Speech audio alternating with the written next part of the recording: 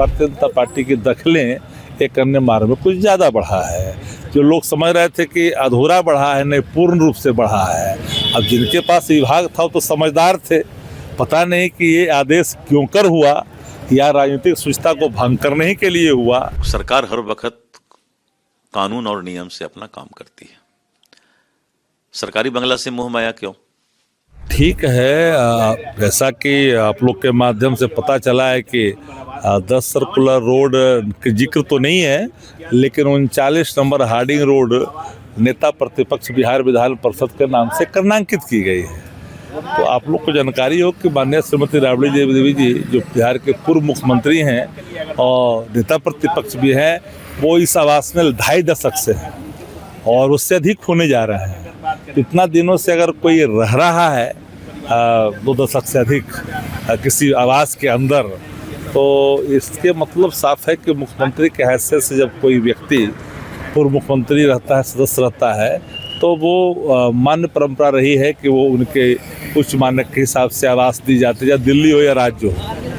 तो अभी जो आदेश आया है तो ये राजनीतिक शुचिता को यहाँ भंग करता है और प्रथम दृष्टया में तो साफ दिखता है कि भारतीय जनता पार्टी की दखलें एक अन्य मार्ग में कुछ ज़्यादा बढ़ा है। जो लोग समझ रहे थे कि अधूरा बढ़ा है, नहीं पूर्ण रूप से बढ़ा है। अब जिनके पास विभाग था वो तो समझदार थे, पता नहीं कि ये आदेश क्यों कर हुआ या राजनीतिक शुचिता को भंग करने ही के लिए हुआ।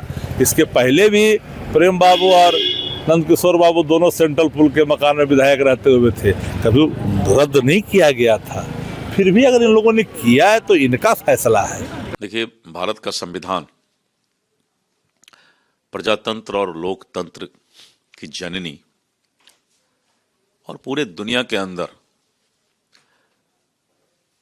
भारत के संविधान का और भारत के लोकतंत्र का एक मजबूत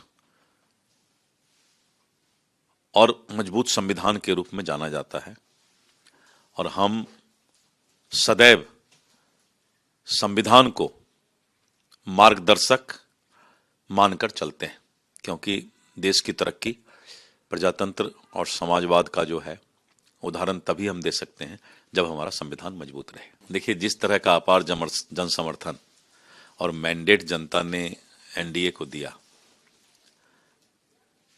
और सरकार हर वक्त कानून और नियम से अपना काम करती है।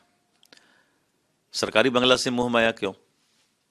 आज ऑफिसर रिटायर करते हैं तो सरकारी बंगला छोड़ देते हैं, लेकिन नेता जब रिटायर करते हैं, हटते हैं, तो उनको सरकारी बंगला का बहुत बड़ा मोह रह जाता है। सबको बराबर एक तरह से चलना चाहिए।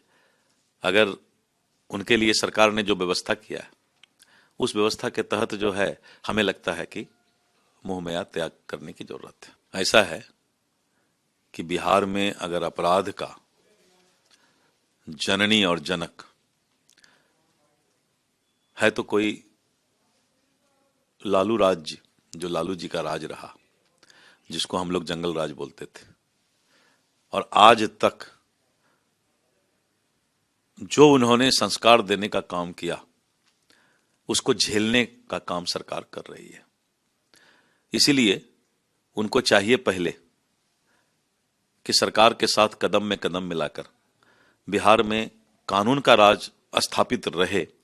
उसमें विपक्ष की क्या भूमिका है, वो अपना भूमिका और अपनी जिम्मेवारी के बारे में बताएं कि विपक्ष की क्या भूमिका है। सरकार के प्रत्येक काम में और लक्ष्य को पूरा करने में विपक्ष की क्या भूमिका रहनी चाहिए, सिर्फ इसी के बारे में वो अपना बताएं।